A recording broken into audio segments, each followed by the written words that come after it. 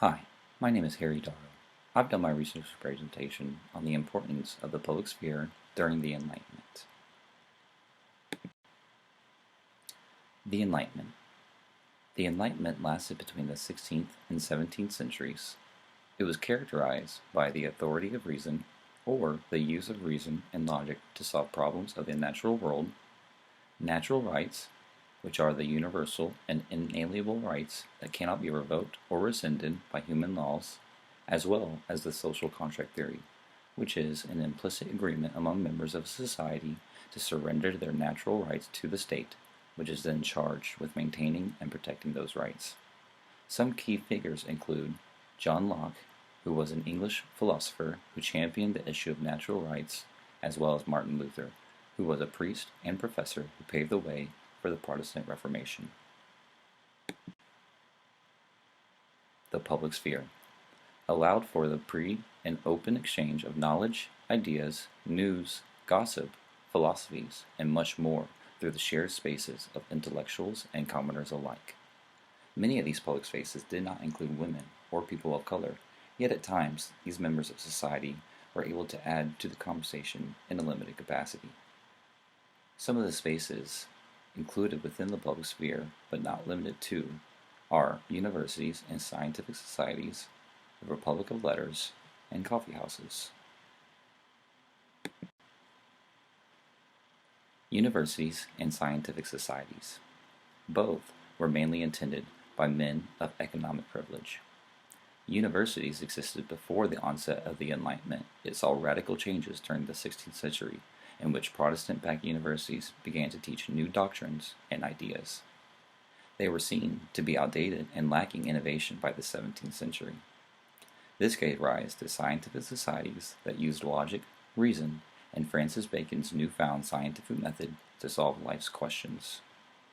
Through the use of deductive reasoning, which is a form of logical reasoning that begins with a general statement and applies it to specific conclusions, as well as inductive reasoning, which is a form of logical reasoning that gathers specific examples and observations to arrive at a broad generalization.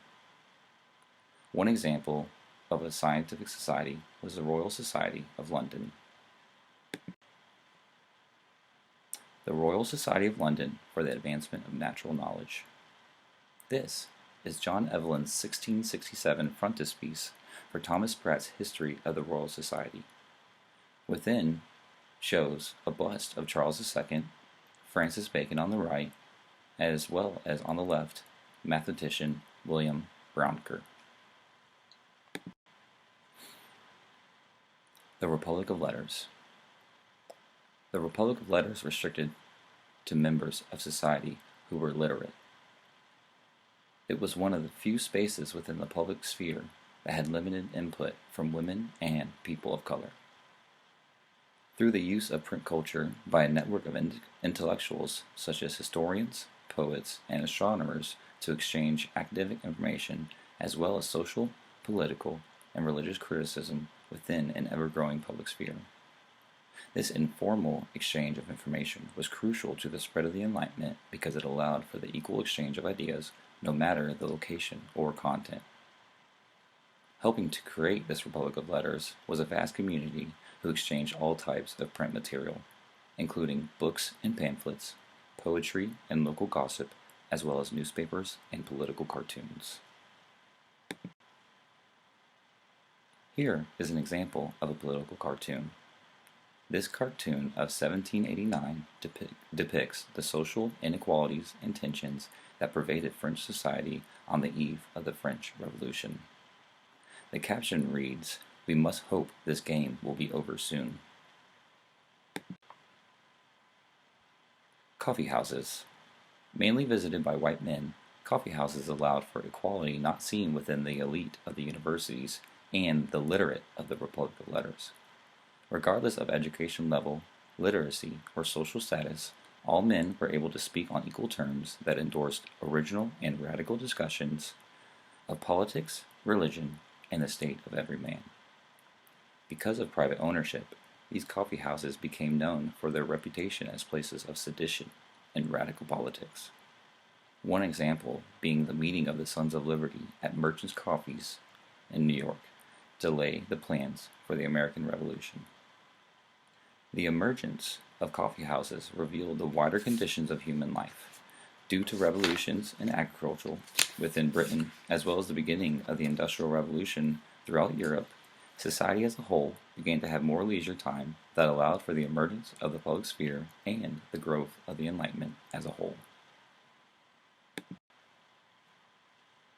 Origin of coffee houses.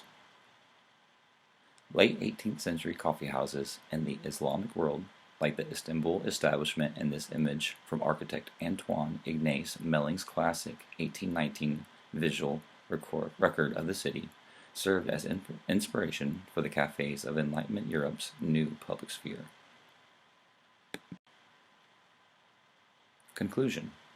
The public sphere was an integral part of the Enlightenment because it allowed people from all levels of society to exchange ideas on equal ground without fear of the church or state. Although these open public forums spread many philosophies of the Enlightenment, they left out many of the population, including females and people of color, who could have greatly contributed to the social commentary. Eventually, the public sphere and the Enlightenment as a whole led to revolutions in Europe, the Americas, and the Caribbean that would later strengthen ideas of social, racial, and gender equality, as well as religious tolerance. Thank you very much for your time.